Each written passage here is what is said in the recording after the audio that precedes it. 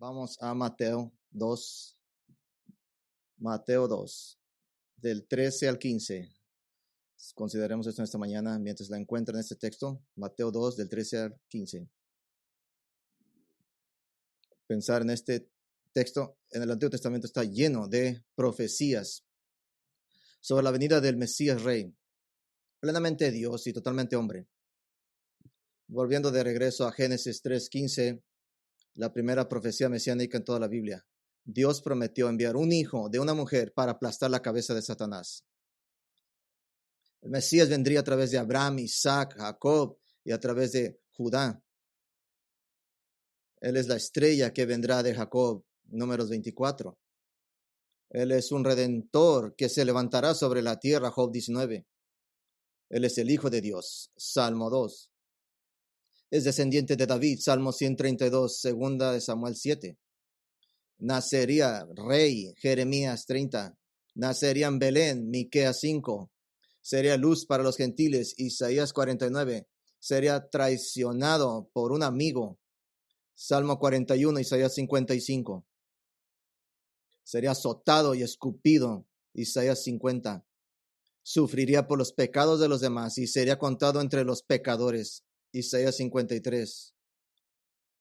Él sería crucificado, Salmo 22 y Zacarías 12. Sería resucitado entre los muertos, Salmo 16. Isaías 53. Subiría al cielo, Salmo 68. Regresará como rey victorioso, Daniel 7, Zacarías 14.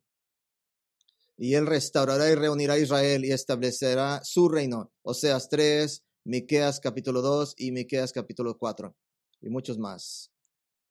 Y literalmente cientos de profecías más de Cristo, cada una de las cuales ve su cumplimiento en el Nuevo Testamento en Cristo. La mayoría son directos y fáciles de ver en el cumplimiento del Nuevo Testamento. Pero una de las profecías más misteriosas y enigmáticas de Cristo se encuentra en Oseas, capítulo 11, versículo 1. Cuando Israel era joven, lo amé, y de Egipto llamé a mi hijo. Cuando Israel era joven, lo amé, y de Egipto llamé a mi hijo. Y les doy esta introducción. Esta profecía nos llega en nuestro texto de esta mañana, y de hecho en el Evangelio inspirado de Mateo. Mateo declara el cumplimiento de esta profecía. Trabajaremos nuestro camino hacia ella. Así es que estaremos trabajando. Muy importante. No simplemente para entender a Cristo, simplemente para entender nuestra salvación. La última vez vimos la venida de los reyes sabios que resultaron ser descendientes de Abraham, primos físicos del Señor Jesús, quienes junto con sus descendientes le presentarán regalos a Jesús una vez más en el venidero reino de Cristo en la tierra. Pero después de que los magos se fueron, el rey Herodes, el rey cliente, que esencialmente fue contratado por Roma para gobernar la región de Judea, un rey increíblemente celoso, estaba decidido a encontrar a Jesús, el verdadero rey de los judíos, y asesinarlo. Así que nuestra historia comienza justo después de que los hombres sabios se van, después de haberle dado al niño Jesús inmensas riquezas y de haberlo adorado con verdaderos creyentes en el Hijo de Dios. Ahora, para cualquiera que pueda decir, escuchar, ¿por qué me importaría una supuesta profecía oscura sobre Jesús? ¿Por qué me importaría eso a mí? O la respuesta a esa pregunta también ayuda a responder la pregunta, ¿por qué debo seguir a Jesús en el primer lugar? ¿Por qué debería de seguirlo? Hay innumerables respuestas gloriosas a esta pregunta, pero nuestro texto de esta mañana da una respuesta que es eférica, que obliga al oyente a arrepentirse de la rebelión pecaminosa contra Dios y ver a Jesús por lo que realmente es el Hijo de Dios, que ser tu Salvador o tu juez, una de dos. ¿Cuál es la razón para la pregunta? ¿Cuál es la razón? ¿Cuál es la respuesta a esta pregunta? ¿Por qué debo seguir a Jesús? En nuestro texto de esta mañana, esta es la respuesta. Él es el Rey de Reyes, divinamente protegido por Dios Padre. El Rey de Reyes, divinamente protegido por Dios Padre. Ese es el tema que quiero tomar ahora. Esta divina protección. Esta protección divina prueba que Jesús es afirmado por Dios, amado por Dios, encargado por Dios, designado por Dios, empoderado por Dios. Y esto no es algo que una persona pueda simplemente descartar a la ligera. Esta profecía da una tremenda evidencia de la protección divina del Señor Jesucristo. De hecho, quisiera mostrarles 3 instancias de la protección divina de Cristo. La primera instancia de protección divina es el enfoque principal de nuestro texto. Mateo 2, del 13 a 15. Después que los hombres sabios, después de que partieron ellos, he aquí un ángel del Señor apareció en sueños a José y dijo: levántate y toma al niño y a su madre y huye a Egipto y permanece allá hasta que yo te diga, porque acontecerá que Herodes buscará al niño para matarlo. Y él se levantó, tomó de noche el niño y a su madre, mientras era noche, y se fueron a Egipto. Y estuvo ahí hasta la muerte de Herodes, para que se cumpliese lo que dijo el Señor por medio del profeta, cuando dijo: de Egipto llamé a mi hijo. ¿De qué está protegido el niño Jesús? Versículo 16. Entonces Herodes, cuando se vio burlado por los magos, se enojó mucho y mandó matar a todos los niños menores de 2 años que había en Belén y en todos sus alrededores, conforme el tiempo que habían querido los magos. Entonces se cumplió lo que fue dicho por el profeta Jeremías cuando dijo: voz fue oída en Ramá, grande lamentación, lloro y gemido, Raquel que llora a sus hijos, y no quiso ser consolada porque perecieron. Fechamos este escape a Egipto precisamente de José y María y el bebé, precisamente más o menos el año 4 antes de Cristo. Ese es el año más probable del nacimiento de Cristo debido a este evento. ¿Cómo sabemos esto? Versículo 19. Pero después de muerto Herodes, he aquí un ángel del Señor apareció en sueños a José en Egipto, diciendo: levántate, toma al niño y a su madre, vete a la tierra de Israel, porque han muerto los que procuraban la muerte del niño. Entonces él se levantó y tomó al niño y a su madre y vino a tierra de Israel. Así es que el primer escape de Jesús fue a Egipto y luego fue traído de Egipto. ¿Cómo sabemos cuándo pasó esto? Porque el rey Herodes murió en el año 4 antes de Cristo. Es que por lo tanto podemos acercarnos a que Jesús primero escapó de Egipto y luego José. Besen significa después. ¿Cómo pudo haber nacido antes de Cristo? Nuestro sistema de fechas no está inspirado, simplemente no es problema, no es una contradicción. Note, en el versículo 14, no le llama el hijo de José, sino simplemente el niño. El niño es primero antes que su madre. Jesús es la característica central de esta narración. Fíjese bien el momento. Cuando se habían ido, muy bien podría ser que vinieran los hombres sabios y esa misma noche José tuvo su sueño. Después de que significa que ahora estaban configurados. Tuvo ese sueño. ¿Qué significa? Ahora estaban preparados con dinero, podían ir a este viaje, para hacer este viaje, vivir durante los meses que les llevara a mantenerse a salvo. Pero Señor, no tengo dinero. Se imagina si hubiera venido una noche antes. Le habían dado una fortuna con la cual podría sobrevivir.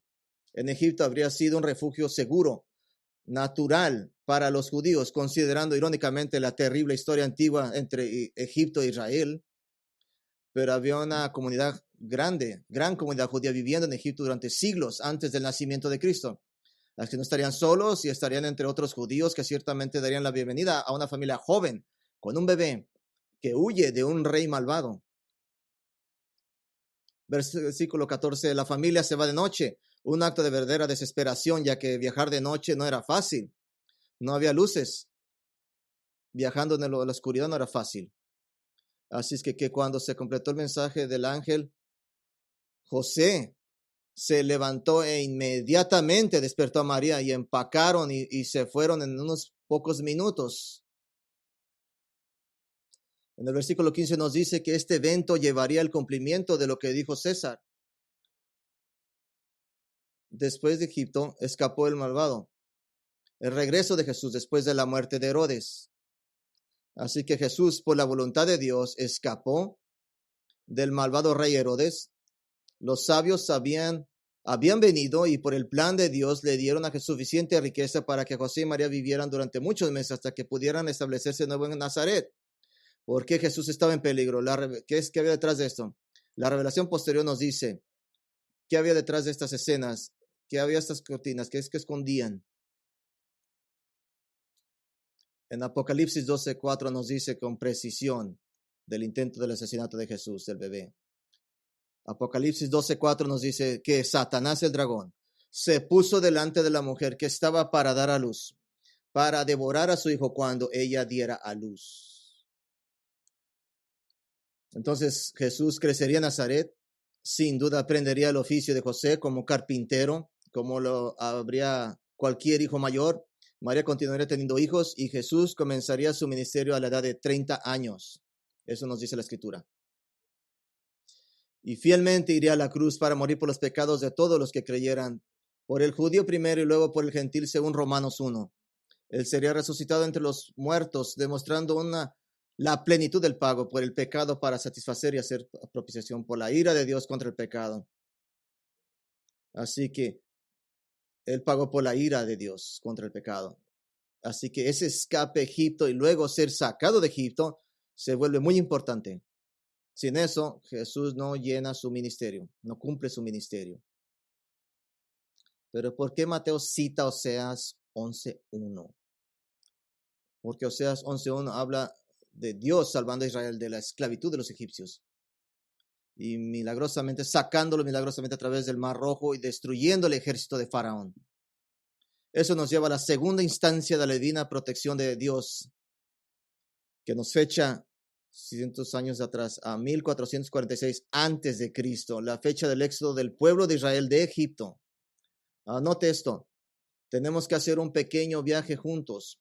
Nunca creímos en el principio de la predicación que dice que debemos simplificar todo. Sí hacemos que la Biblia sea comprensible, pero eso requiere esfuerzo y pensamiento, así que voy a establecer una base extensiva para usted y luego seré más específico y prometo que llegaremos a la segunda instancia de la protección divina de Dios. Esos principios. Quiero poner este fundamento. Le voy a dar 3 principios generales para entender sobre profecía y 3 principios específicos para esta situación particular. 3 principales generales para entender. Es que vamos a poner un poco de concreto aquí. El Nuevo Testamento siempre usa el Antiguo Testamento en su contexto original. Siempre usa el Antiguo Testamento en su contexto original. Lo que Oseas 11:1 quiso decir al que los leía en aquel entonces, dice exactamente lo que decía y significa lo mismo. Exactamente, nunca ha cambiado. No cambia su significado. Hay más de 360 citas directas del Antiguo Testamento en el Nuevo Testamento.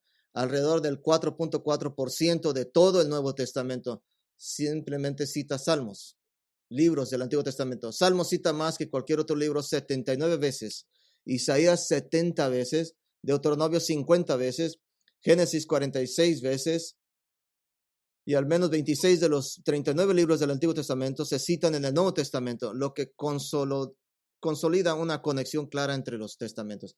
Y al menos 19 de los 27 libros del Nuevo Testamento citan claramente el Antiguo Testamento. Y en la mayoría de los 8 libros restantes se alude al Antiguo Testamento. Los libros del Nuevo Testamento que más citan al Antiguo Testamento, casi un empate entre Romanos 66 veces y Mateo 65 veces. El libro de Hebreos está lleno de contexto, pero en diferencias, 66 en Romanos y 65 en Mateo, citas del Antiguo Testamento. Pero eso no es todo. El Nuevo Testamento también contiene alusiones, no ilusiones, es decir, referencias a un texto específico del Antiguo Testamento, con la intención del autor del Nuevo Testamento, en una breve ráfaga de unas pocas palabras para conectarse directamente a un pasaje específico del Antiguo Testamento. Por ejemplo, tanto Pedro como Pablo escriben sobre un cielo nuevo y una tierra nueva. Es una alusión, una clara alusión a Isaías 65-66. De hecho, las alusiones al Antiguo Testamento constituyen un porcentaje aún mayor del Antiguo Testamento que las comillas simples Y si juntas citas directas y alusiones, referencias, constituyen aproximadamente el 10% de todo el Nuevo Testamento. Este es un uso masivo del Antiguo Testamento en el Nuevo Testamento. Ahora bien, la gran pregunta entonces, precisamente, ¿cómo utiliza el Nuevo Testamento al Antiguo Testamento, tanto en sus citas como en sus alusiones?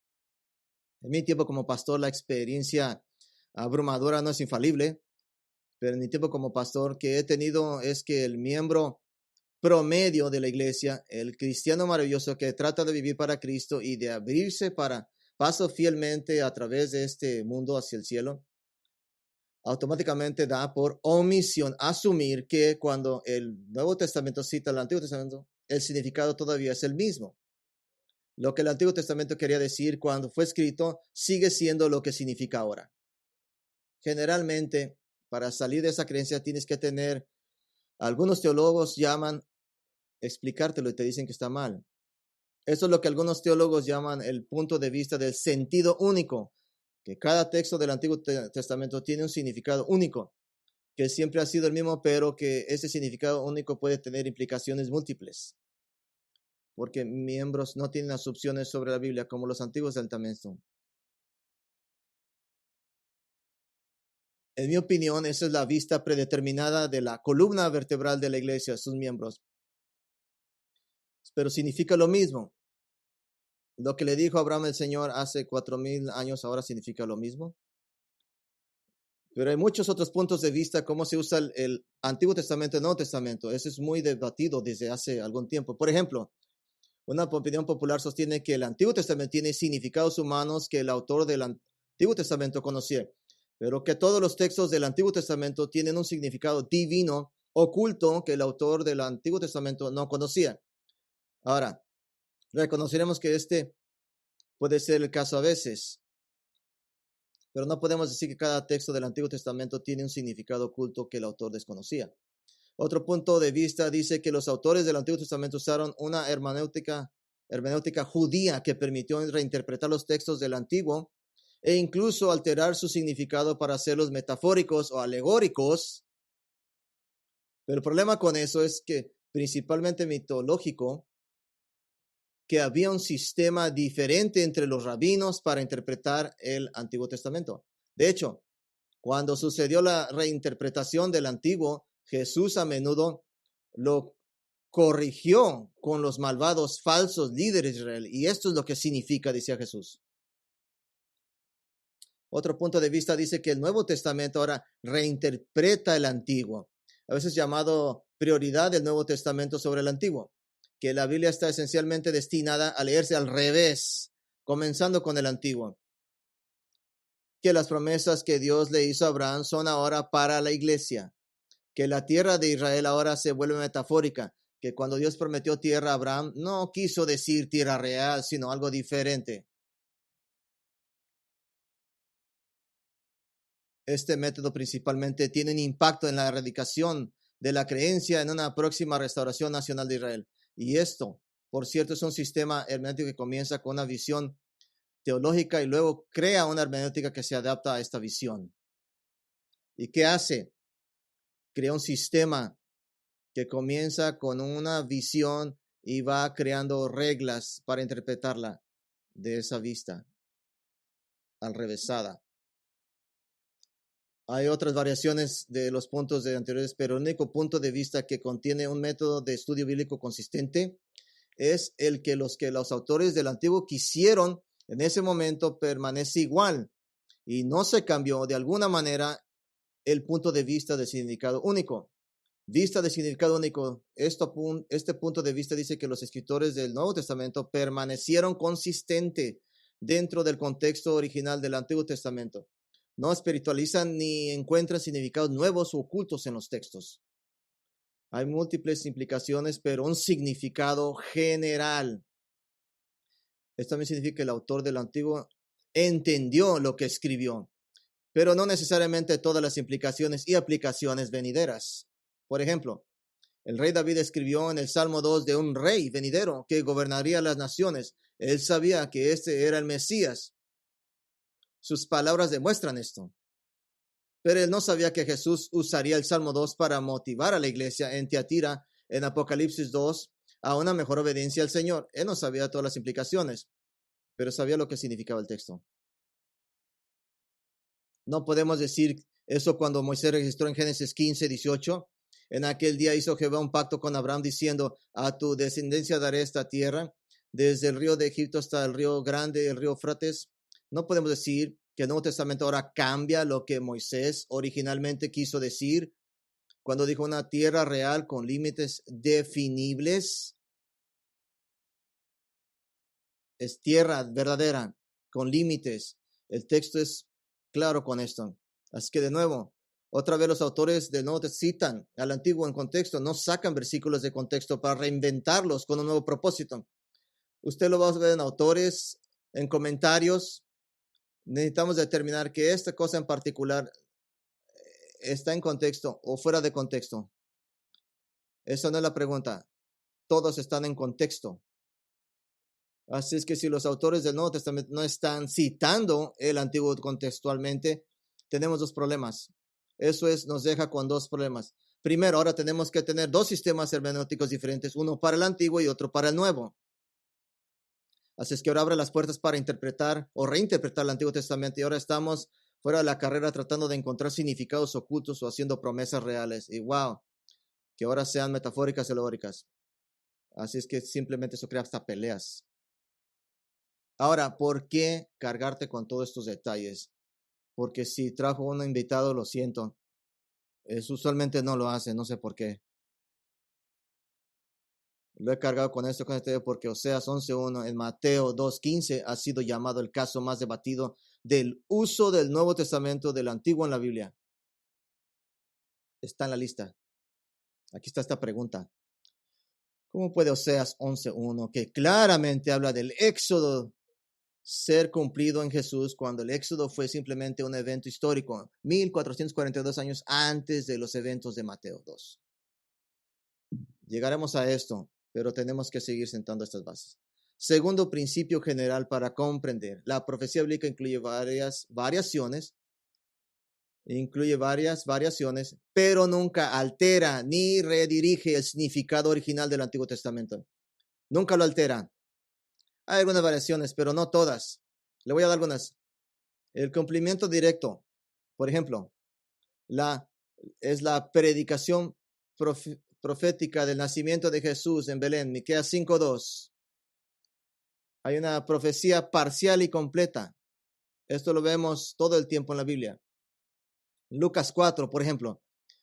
Jesús citó a Isaías 61 del 1 al 2 y la mitad del 2 como cumplido en él, pero se detuvo porque el resto del versículo 2 habla del reglamento venidero del Mesías que no ha sucedido todavía. Es algo parcial. Otro ejemplo, en el sermón de Pedro en Hechos 2, él cita Joel 2, la venida del Espíritu Santo, y dice como siendo cumplida, pero esto solo se cumple parcialmente en Pentecostés, ya que el resto del pasaje de él habla de la venida del día del Señor y los signos acompañantes del juicio, toda la tipología. Eso no pasó en Pentecostés. Así hay directo y parcial. También hay lo que llaman los tipología.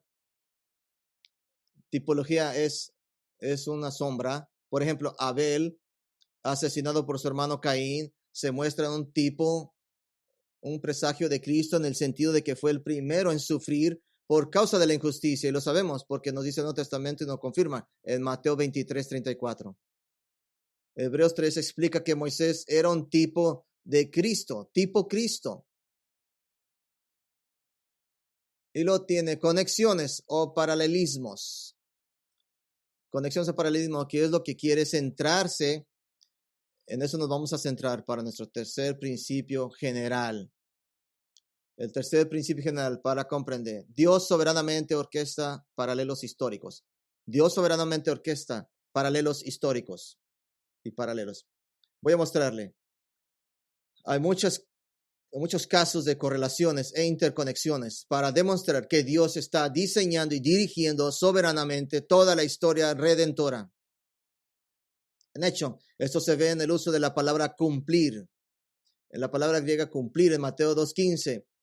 tiene una amplia variedad de usos dependiendo del contexto. Significa llenar, hacer lleno, realizar, llevar a la realización, completar, llevar a cabo, realizar, consumar. A veces sí se refiere a la finalización directa de una profecía o predicación del Antiguo Testamento. Y en Mateo 4 veces cumplir se usa para vincular la historia de Israel con eventos en la vida de Jesús, con un mayor cumplimiento, pero con un vínculo claro.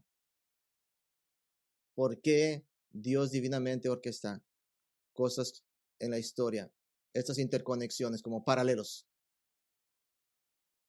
No hay coincidencias, sino divinamente orquestados, paralelos. Así es que está claro, Dios haciendo una obra soberana. Paralelos orquestados que dan claramente evidencia de la obra y movimiento soberano de Dios en la historia de redención. ¿Por qué es esto importante? Porque para el judío no existen las coincidencias. Y cuando no crees en coincidencias, solamente ves paralelos. Tiene el propósito de llevar al lector a la fe. Pueden pasar miles de años, pero eso no es una coincidencia. No creemos en coincidencias. Alguien está dirigiendo esto. Esto es de Dios, esto es de divinamente, esto no es de hombre. Y estos paralelos, estas correlaciones, tienen el propósito de llevar al lector a la fe. Y en el Evangelio de Mateo en particular, que se escribe primero al creyente judío en Cristo para confirmar lo que han creído acerca de Cristo es verdadero desde la antigüedad. No es de imágenes. Mateo cita 65 veces. Así que esos tres principales generales importantes para entender. El Nuevo Testamento siempre usa el Antiguo Testamento en su conexión original. La profecía bíblica incluye variaciones, pero nunca altera o ni redirige el significado. Dios soberanamente orquesta paralelos históricos. Son principios generales. Ahora tenemos base para comprender los principios específicos sobre esta situación. Primero, el uno puede representar a los muchos. El uno puede representar a los muchos. Mateo no explica Oseas 11:1 tanto como muestra una conexión, una correlación, una correspondencia entre Israel y Jesús. Los judíos ya entendían el concepto del uno que representa a los muchos. Esto es importante en el Evangelio de Mateo, que fue escrito principalmente para los judíos. Y al señalarles a los judíos asombrosos y llamativos paralelos entre los movimientos y las obras de Dios en la historia, especialmente en estos momentos clave como el nacimiento de Jesucristo. Esto sería muy convincente para los judíos porque no creían en la coincidencia. Ellos concluían, pero vería que Dios ha tejido los hilos de la historia redentora y el mismo hilo que fue cosido en el Éxodo ahora forma parte del tejido del nacimiento de Jesucristo. Segundo principio específico, la conexión principal es la frase mi hijo. La conexión principal es la frase mi hijo. El enfoque principal tanto en Mateo 2:15 como en Oseas 11:1 es mi hijo. El llamando de Dios a su hijo. Y esto se aplica tanto a Israel corporativamente como a Jesús individualmente. Oseas usa sustantivos singulares para describir a toda la nación. Esto pasó muchas veces en el Antiguo Testamento. Recuerden que generalmente el autor del Antiguo sabía lo que estaba escribiendo, tal vez no exhaustivamente, pero ciertamente con algo de comprensión, aún como el autor de Oseas. El hijo de un profeta y muy versado en la palabra de Dios, sabía que vendría un prometido, un Mesías que aparece en las escrituras anteriores como el llamado mi hijo por Dios. Sería familiarizado en 2 de Samuel 7:14, yo seré para él un padre y él será para mí un hijo. Familiarizado con Salmo 2:7, contaré el decreto, el Señor me dijo, tú eres mi hijo, hoy te he engendrado. Familiarizado con Salmo 89:27, yo haré el primogénito. Familiarizado con Proverbios 34, ¿quién subió al cielo? Hablando de Dios. Él sabía, o sea, sabía. Y el término hijo tiene tanto el sentido corporativo como el sentido individual. Y esto regresa hasta el principio en la primera profecía. Génesis 3:15. Y pondré enemistad entre ti y la mujer y entre tu simiente y la simiente suya. Él te herirá en la cabeza y tú le herirás en el calcañar. la semilla producción. En Génesis 3:15 se usa tanto en la idea colectiva de la humanidad como en la idea individual de él, de uno solo, de una sola persona, el que derrotaría a la serpiente, el que aplastaría la cabeza. Y hay un tercer principio específico. Israel está conectado con un rey venidero. Está conectado con el rey venidero.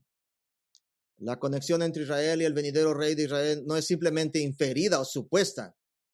Esta conexión ya ha sido enseñada abiertamente en el Antiguo Testamento. Por ejemplo, en el Números 23 y 24 vemos los oráculos de Balaam. Era algo interesante. Un falso profeta a quien Dios usó, sin embargo, para decir la verdad acerca de Israel, incluso en contra de la voluntad de Balaam.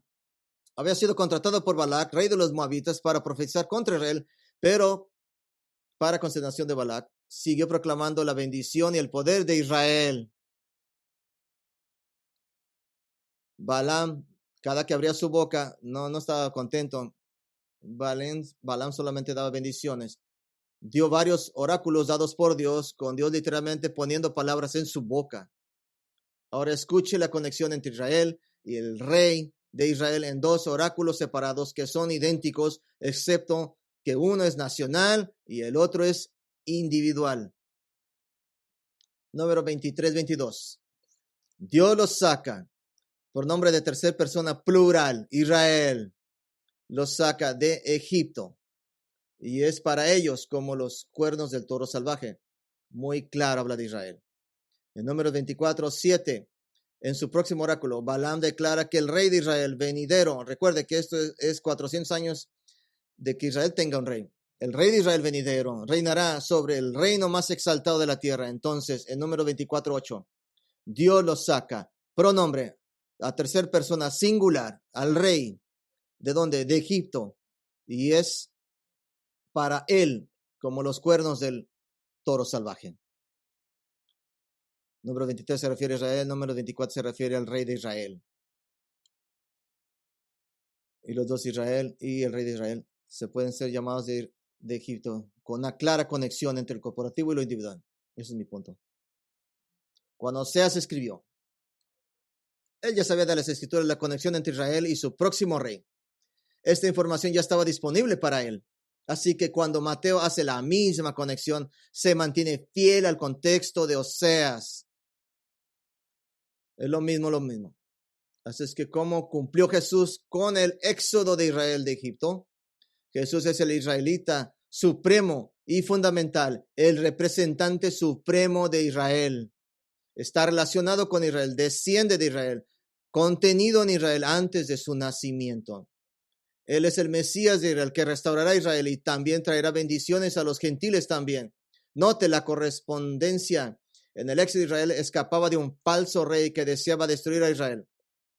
En Mateo 2, Jesús está escapando de un falso rey que deseaba destruir a Jesús, el verdadero rey. Así es porque el éxodo, el evento del que habla Oseas y al que Mateo corresponde, ¿por qué se puede llamar al éxodo la segunda instancia de protección divina cuando Jesús ni siquiera había nacido aún? El éxodo sucedió en 1446 a.C. Probablemente antes de Cristo, años del nacimiento de Cristo, y otra vez conectamos el uno con los muchos. Y para explicar completamente esto, tenemos que entender cómo Dios ve a la raza humana, que ustedes están en esencia contenidos en sus padres. Por ejemplo, todos ustedes vinieron de Adán y Eva, cada uno de ustedes. Y debido al pecado de Adán, ustedes tienen la naturaleza de pecado. ¿Por qué? Porque 1 Corintios 15:22 dice que en Adán todos mueren. Seamos más específicos de cómo uno está contenido en sus padres. Hebreos 7 relata el momento en que un agradecido Abraham, que acababa de rescatar a su familia de las garras de los reyes malvados, pagó el 10% del botín de la batalla al sacerdote Melquisedec. Pero una de las razones el capítulo finalmente conecta el evento del ley divino con el impuesto sobre Israel para mantener a los levitas. La tribu descendiente del bisnieto de Abraham, Leví, Pero las razones por el autor de Hebreos dice que Leví de las tribus de levitas tenía derecho a recibir el diezmo, es porque él era Leví y había pagado un 10% a Melquisedec. Leví ni siquiera había nacido, su padre o abuelo aún no habían nacido cuando Abraham dio este diezmo. ¿Cómo se puede decir que Leví dio el diezmo? Hebreos 7:10 dice, estaba todavía Leví en los lomos de su antepasado Abraham cuando Melquisedec le salió al encuentro. En otras palabras, en lo que respecta a Dios, Leví estaba allí porque su bisabuelo estaba allí. Uno de los propósitos de Israel es ser el vehículo por el cual Dios trae al Mesías a la tierra. Pablo afirma esto en Romanos 9:5. Dice, de ellos Israel son los patriarcas y de su linaje según la carne es Cristo. Entonces, cuando Israel fue librado por Dios de Egipto, mientras cruzaban el Mar Rojo, Dios estaba preservando la venida de Cristo en el futuro por Dios. De hecho, sabemos exactamente dónde estaba contenido el Mesías, por así decirlo. Vamos a Mateo 1:1 al 4. Libro de genealogía de Jesucristo, hijo de David, hijo de Abraham. Abraham engendró a Isaac, Isaac a Jacob y Jacob a Judá y a sus hermanos. Judá engendró a Tamar, a Fares, y Sara a Fares y a Esrom, y Esrom a Aram, y Aram engendró a Aminadab, y Aminadab a Nazón, o Nazón, y Nazón no solo tenía una familia, sino que era la cabeza de la tribu de Judá en el momento del éxodo de Israel. Primera de Crónicas 2:10 lo llama el príncipe de los hijos de Judá. Números 1:4-7 aparece como la cabeza de la tribu de Judá inmediatamente después del éxodo. Nazón llevaba consigo en él la semilla muy humana de uno que nacería 1442 años después, quien el mismo Señor Jesucristo. Al salvar a Israel, Dios salvó a Nazón. Y al salvar a Nazón, Dios salvó a Jesús. Protección divina al Rey venidero. Mateo no está reinterpretando Oseas 11:1. No está simplemente encontrando un evento coincidente y tratando de convertirlo en una profecía mesiánica. Creo que voy a escribir esto ahí.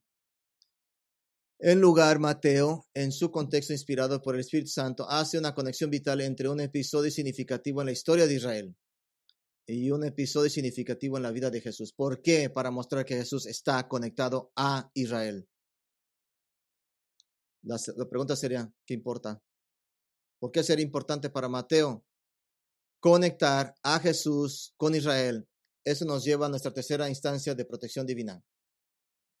La conexión de Jesús con Israel es importante porque Jesús es el verdadero representante de Israel y que alguna vez la salvará y restaurará como nación. Quiero mostrar otro texto. Vamos a Isaías 49. Isaías 49 y veremos las palabras proféticas del Hijo de Dios previas a Belén. Isaías 49. Vamos a ver el versículo 5. Este es el Hijo de Dios hablando. Isaías 49:5. Ahora pues, dice Jehová, el que me formó desde el vientre para ser su siervo, para hacer volver a él a Jacob y para congregarle a Israel, porque estimado seré en los ojos de Jehová y el Dios mío será mi fuerza. El Hijo de Dios habla, es formado en el vientre para ser siervo de su Padre. Eso sucederá en su ministerio y en la cruz, cuando el Hijo de Dios sirva a su Padre, siendo el pago de sustitución por los pecados de todos los que creerán en Israel y por todos los gentiles que creerán. Todos los gentiles que creerán también. ¿Cuál es la meta culminante de la obra redentora de Cristo? ¿Cuál es el resultado? ¿A qué apunta Cristo? A traer Jacob de vuelta a él y para que Israel se junte a él. Ahora, aquellos en el campo del Nuevo Testamento reinterpreta el Antiguo Testamento podrían decir, bueno, eso en realidad se cumple en la iglesia. Que cuando Cristo dice que trae a Jacob atrás, que en realidad es la iglesia. Vamos a ver versículo 6. Dice, poco es para mí que tú seas mi siervo para levantar las tribus de Jacob y que restaurar es el remanente de Israel. Pare ahí. Dios el Padre dice, usted mi hijo, no recibirá ni siquiera cerca de la gloria que recibe por simplemente salvando a Israel. Él va a hacer algo más grande. La segunda parte del versículo dice, también te di por luz de las naciones, para que seas mi salvación hasta lo postrero de la tierra. Esto es muy específico. Las tribus de Jacob, los preservados de Israel, aquellos que vendrán a la fe salvadora en Cristo y los verdaderos creyentes genuinos del Antiguo Testamento.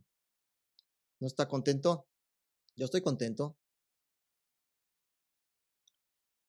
¿Qué tal la tercera instancia de protección divina de Jesucristo? En su primera venida, Jesús vino a ofrecerse a sí mismo como propiciación, un sacrificio por los pecados, para que todos los que confían en Él puedan ser salvados de la pena eterna de sus pecados. Y estos salvados, si los judíos formaran la nueva nación de Israel en algún día, y si son gentiles, serán parte de las naciones que han visto su salvación, la luz de su salvación, y lo adorarán en el reino milenario venidero. ¿Qué hacemos con esto? Pero en su primera venida, Satanás vino continuamente contra Jesús en su nacimiento, en la tentación, las 5 veces registradas en Mateo, la gente que trató de asesinar antes de que él voluntariamente fuera a la cruz. ¿Qué hacemos con eso? Apocalipsis 12:15 dice, ella dio a luz a un hijo varón, el cual ha de regir a todas las naciones con vara de hierro. ¿Qué pasó? ¿Qué tenía que pasar para conservarlo como era en ese tiempo? Y su hijo fue arrebatado para Dios y para su trono. Esta tercera instancia, protección. ¿Cuándo pasó esto? 40 días después de la resurrección de Jesús.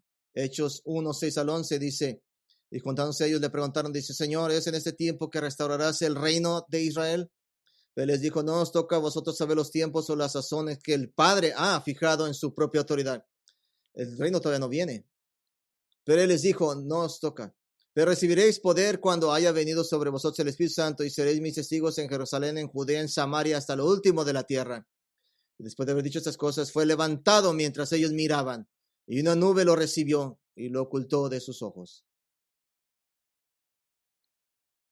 Y por cierto, algunas profecías se cumplen en partes, algunas en completación. Ya hemos leído una parte.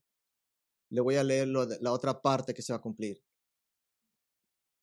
Número 24:8, la profecía de Balaam. Dios los saca de Egipto. Él es para él como los cuernos del toro salvaje.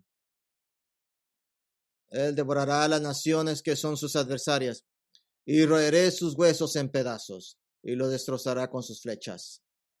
Que todos los que se opongan a Cristo serán aplastados en su segunda venida. Israel fue divinamente protegida para que Dios la formara en su nación amada en el monte Sinaí, y porque Israel llevaba al Mesías en la persona de Nazón. Fue Jesús divinamente protegido de Herodes para que pudiera crecer, para llevar a cabo el ministerio, reconciliación y la salvación en la cruz y resurrección. Y Jesús fue divinamente protegido en su ascensión al cielo para que luego pudiera regresar a salvar a Israel y traer su luz de salvación a todas las naciones hasta el fin de la tierra. Divina protección, divina protección. Pero esas 3 instancias de protección divina ni siquiera son las más increíbles. Hay una más. Aquí está el instante más impresionante. En Mateo 28:1-6, tal vez ya lo sabe, pasado el día de reposo. Al amanecer el primer día de la semana, María Magdalena y la otra María vinieron a ver al sepulcro. Y aquí hubo un gran terremoto porque un ángel del Señor descendió del cielo y vino y removió la piedra y se sentó sobre ella. Y su apariencia era como un relámpago y su ropa blanca como la nieve. Y los guardianes temblaron de miedo de él y quedaron como muertos. Y el ángel respondió y le dijo a las mujeres, no temáis, porque sé que buscáis a Jesús, que ha sido crucificado, no está aquí, porque ha resucitado, tal como dijo. Venid, ved el lugar donde yacía. El salmista está citando Hechos 2:27 cuando habla de Cristo. No abandonarás mi alma en el Hades, ni entregarás a tu santo para que vea corrupción. Pedro dice además en Hechos 2:25, pero Dios lo resucitó, poniendo fin a la agonía de la muerte. ya que era imposible ser retenido por su poder. Pablo dice en Romanos 6:9, sabiendo que Cristo, habiendo resucitado de los muertos, no volvería a morir. La muerte ya no tiene dominio sobre él. Jesús mismo dijo en Apocalipsis 1:17-18, glorificado, yo soy el primero y el último, el que vive y estuvo muerto, y aquí, vivo por los siglos de los siglos, y tengo las llaves de la muerte y del Hades. ¿Por qué debo seguir a Jesús? Porque ha sido divinamente protegido, mostrándolo como Dios, verdaderamente Dios lo que significa. Escucha, que Él también te puede proteger divinamente. Él puede protegerte. Jesús dijo en Juan 11:25, yo soy la resurrección y la vida. El que cree en mí, aunque muera, vivirá. Por cierto, yo soy la resurrección y la vida, antes de que Él muriera y que fuera resucitado. Apocalipsis 21:4, y Él enjugará toda lágrima de sus ojos y ya no habrá muerte alguna. Ya no. 1 Corintios 15:25, el último enemigo de ser abolido es la muerte. 1 Corintios 55, oh muerte, ¿dónde está tu victoria? Oh muerte, ¿dónde está tu aguijón? Si ha confiado en Cristo, que ha sido protegido una, otra y otra vez, porque Él es el que garantiza tu protección. Porque habrá un punto en su vida y desde todo el mundo, cada de ustedes, incluido mí, confrontar este momento, podría continuar existiendo. Podría ser, pero precisamente en el preciso momento, desde la fundación del mundo, usted que está en Cristo será absento y estará con el Señor. ¿Por qué? Porque el que divinamente fue protegido es el que mismo divinamente lo protegerá a usted. Jesús dijo en Juan 10, mis ovejas oyen mi voz y yo las conozco y ellas me siguen y yo les doy vida eterna y nunca perecerán, nunca, y nadie las arrebatará de mi mano.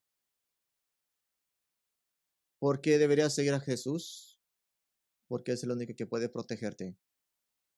Él es el único. Es el único. Padre, te damos gracias por este tiempo en tu palabra. Estas palabras de Egipto, Señor, he llamado a mi hijo.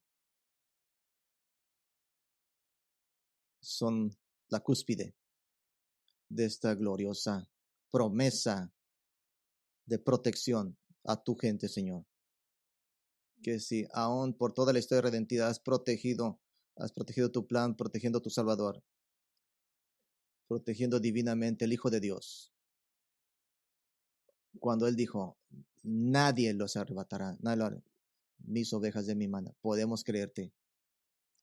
El que conquista la muerte, el que ahora está esperando las órdenes de su Padre, regresar y conquista la tierra, que justamente le corresponde a Él. Señor, oro por un hombre y una mujer, un pequeño que están escuchando esto, que están confiando en sus propias habilidades, que de alguna manera pueden pararse ante Dios haciendo excusas por sus pecados. Oh, si he sido una persona decente, o he estado bien. Oro que ellos, que en sus corazones, Señor, sepan que sus obras no sirven de nada, son como garras, Señor, sucias, que en vez tienen que tener un Salvador que separe entre ellos y el Padre, un Dios santo, y ese Salvador, divinamente protegiéndonos toda la historia redentiva, es el único que puede darles esperanza. El que dijo, yo soy la vida y la verdad y la vida. Nadie viene al Padre, sino a través por mí. Que este sea el día que un hombre o mujer, pequeño o grande, en nuestra congregación venga la fe en ti, atraído por el Espíritu de Dios, salvación proveída por el Hijo de Dios, ordenada por Dios el Padre. Te damos gracias en Cristo Jesús, en su glorioso nombre. Amén.